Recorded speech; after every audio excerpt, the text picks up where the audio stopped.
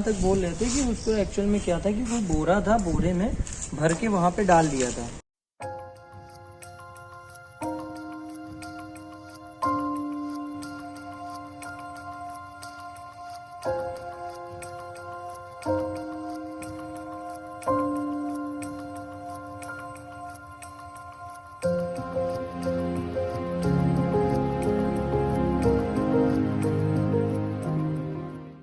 तो इनके रिलेटिव वहाँ पे रहते हैं, तो उन्हीं ने शायद कैमरे में किसी को देखा था कि कोई डालते हुए। क्या ये मुझे करेक्ट नहीं पता है कि क्या हुआ सिचुएशन। फिर ये वहाँ बहुत डरी हुई, वो गोबर ओबर के साइड बैठी हुई थी। आधे किलो का ट्यूमर और 10 टाँके, दर्द की सीमा का अंदाजा आप सब लगा ही सकते हैं। ये कहानी कन्नू की है।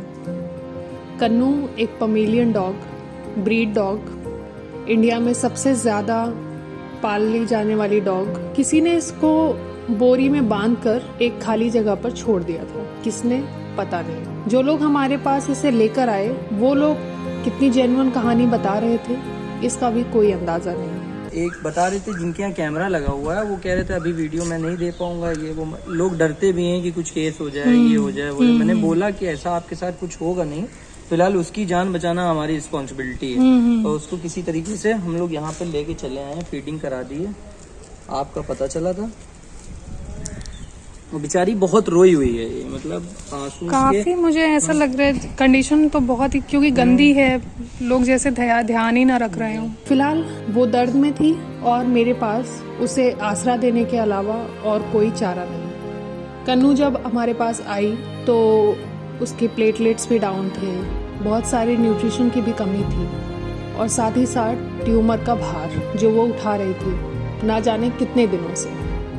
मुझे नहीं पता कि इसे पालने वाले लोग गरीब थे या कोई ब्रीडर, पर मेरी नज़रों में दोनों ही गुनहगार थे। ब्रीडर अपने व्यापार के लिए किसी जीव को जीव ही नहीं समझते। दूसरी ओर जो लोग अपने सामर्थ्य का आकलन किए बगैर किसी बच्चे को अपने घर ले जाते हैं और फिर ना उसकी खुराक पूरी कर पाते हैं, ना उसका इलाज ठीक से करा पाते हैं, ऐसे में उस बेचारे बेजुबान की गलती का मुझे कुछ समझ नहीं आता।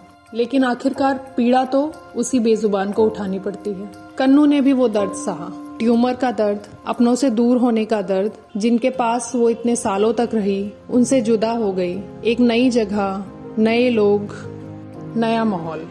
कन्नू की आंखों में जब भी मैं देखती हूँ हद से ज्यादा मासूमियत नजर आती है। मेरे पास आते ही उसने मुझे अपना सब कुछ मान लिया, जैसे कि मुझे ही ढूंढ रही थी।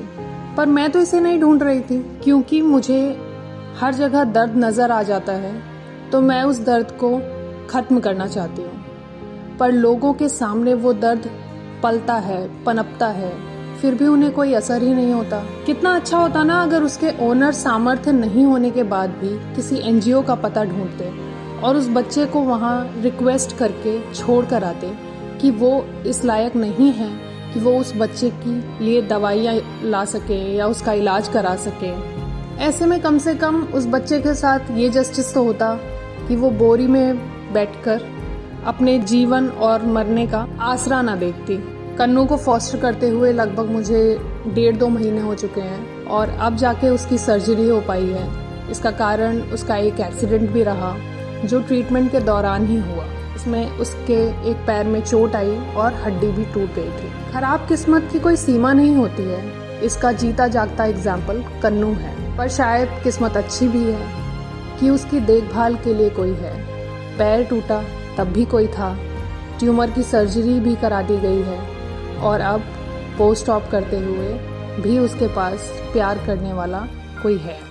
इन सब के बावजूद मुझे अब फिक्र है कि जब वो ठीक हो जाएगी तो मैं क्या करूँगी, क्योंकि मेरे पास तो ऐसे अनगिनत जानवर हैं जिनके लिए मुझे आगे आना होगा। आप सभी से रिक्वेस्ट है कि कभी भी आपको किसी जानवर को अपने घर लाना है, स्पेशली डॉग, कैट्स, जो कि ज़्यादातर लोग अपने घरों में पालते हैं, तो प्लीज़ किसी एनजीओ चले जाइए। वहाँ कन्नू जैसे बहुत से बेसहारा जानवर हैं जो आपके घर में आने के लिए तरस रहे हैं, राह देख रहे हैं। इसलिए I would say adopt, don't shop.